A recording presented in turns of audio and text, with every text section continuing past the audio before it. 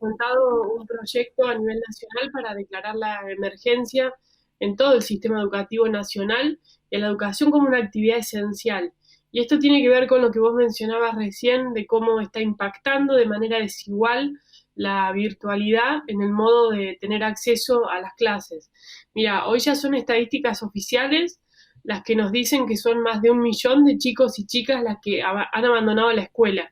Y otro tanto que está en una situación de riesgo, obviamente, porque por distintas razones, en general por dificultades de acceso a la conectividad, porque no tienen buen internet, porque no tienen dispositivos, teléfonos, computadoras, esto les ha impedido seguir el ritmo de la escuela.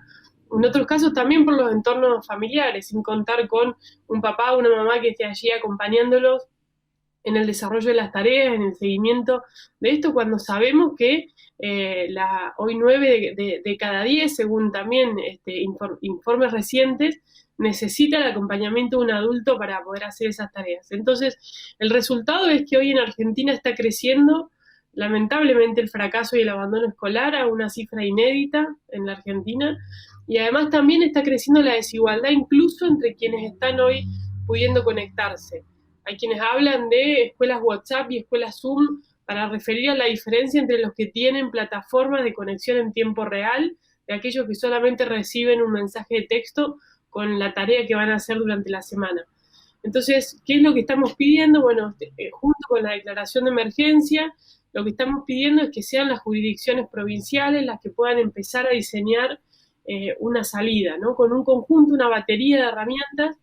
En primer lugar, con la creación de un programa de acompañamiento a estudiantes en riesgo de abandono escolar, con reapertura de comedores para quienes lo necesitan. Sabemos que en muchos lugares, bueno, Córdoba es un emblema por la presencia del PAICOR.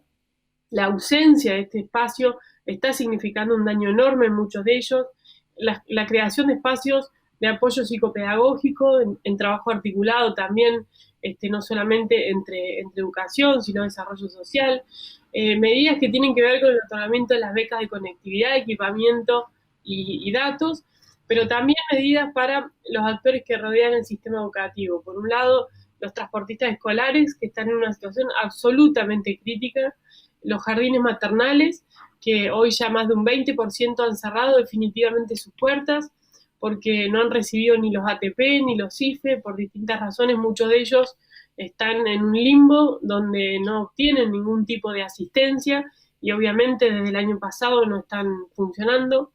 Y también medidas para los docentes que están, como bien vos señalabas, haciendo un esfuerzo enorme, agobiados, enfrentando como pueden, con un enorme esfuerzo, esta situación tan crítica de nuestro sistema educativo. Entonces creemos que lo que hace falta es que el Estado Nacional primero llame a las cosas por su nombre, reconozca que lo que está pasando en Argentina es una emergencia y que hacen falta recursos y políticas para poder acompañar a las provincias y a las escuelas a superar esta situación tan crítica.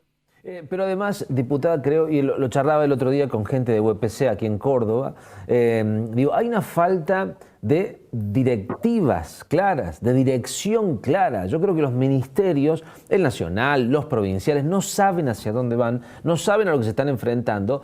Y fíjese la situación que se da en Córdoba, que cuando usted pide la emergencia educativa, más recursos, más compromiso y demás, tenemos a un gobierno cordobés que ha recortado las jubilaciones a los docentes, que lo están denunciando todos los días, ¿no? Cargos que no se están reemplazando. Hay un 20% de los cargos que han quedado vacantes en Córdoba que no están siendo reemplazados. Sí, efectivamente, a veces nos preguntan, bueno, ¿y con qué recursos se van a financiar estos programas, ¿no? Y lo primero que hay que decir es que hoy los gobiernos están haciendo, en Córdoba en particular, un ahorro forzado sobre las espaldas de muchas familias.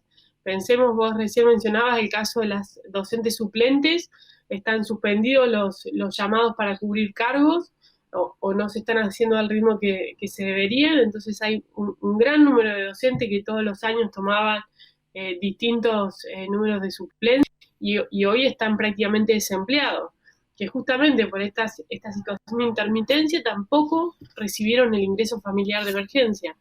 Tenemos el caso de el ahorro que están haciendo, por ejemplo, con el PAICOR. Tenemos también información de los propios municipios que da cuenta de que están suspendiendo la transferencia de los fondos para la reparación de las escuelas.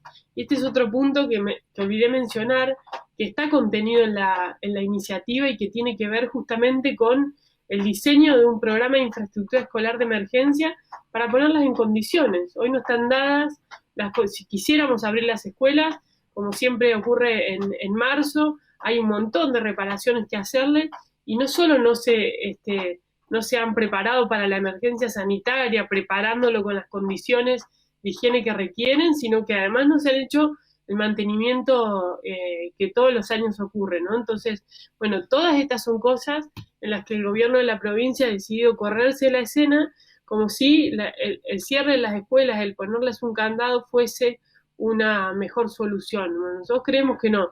Creemos que el contexto de la pandemia nos invita a pensar soluciones que son no tan lineales, no es todas las escuelas abiertas o todas las escuelas cerradas y todo igual en todo el país, sino es diseñar soluciones a medida, en lugares, en localidades, bueno, allí en la zona de ustedes han habido muchos lugares donde no hemos tenido ni un solo caso hasta hace pocas semanas, y aún así todos han permanecido con las escuelas cerradas desde el inicio de la pandemia.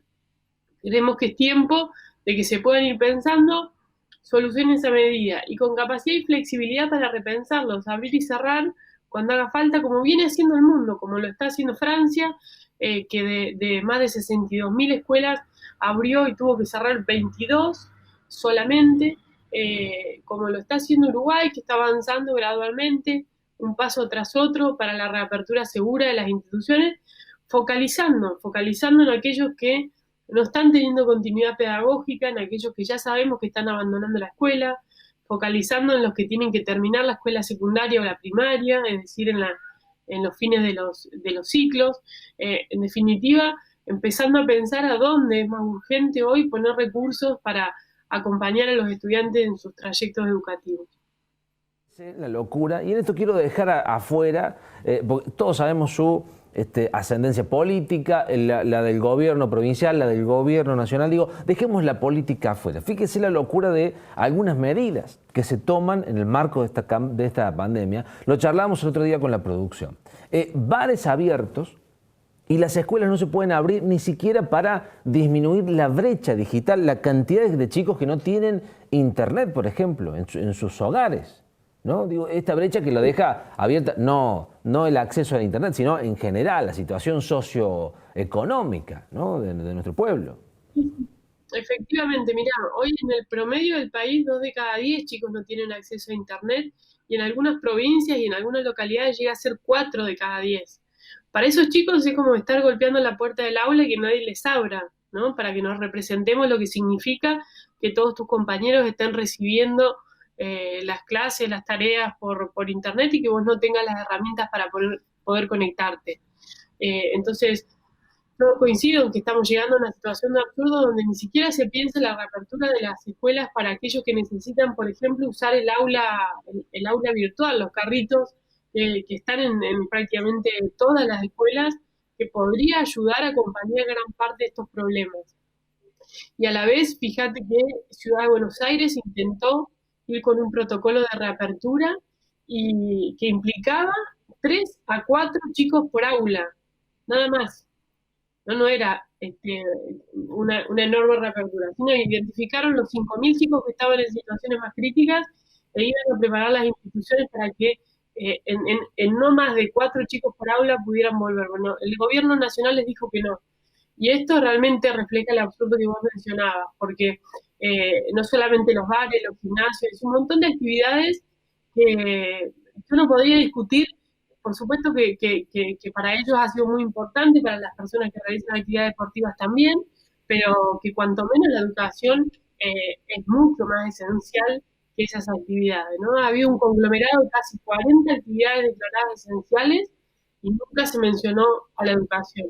Entonces ahí es donde creo que tenemos que poner un llamado de alerta, un grito de atención, sabiendo que lo que está pasando no es indiferente, no es que este tiempo, estos meses, este ciclo lectivo completo, porque posiblemente a este ritmo terminemos el año así, no va a impactar en la historia, digamos, de estos jóvenes. Va a impactar en aquellos que están terminando la escuela secundaria, va a impactar sin duda en los procesos de aprendizaje de primer y segundo grado, va a impactar obviamente en la ausencia de los jardines de primera infancia, un lugar importantísimo para el desarrollo de habilidades para aprender a aprender. Las docentes, maestras jardineras han presentado en el COE un protocolo y todavía están aguardando una respuesta. Entonces, creemos que es tiempo de que este tema se discuta y que además nos anticipemos, que tengamos la capacidad de anticiparnos, así como en marzo se empezó a pensar en la preparación de los hospitales, de los centros de salud, bueno, hoy tenemos que hacer lo mismo con las escuelas.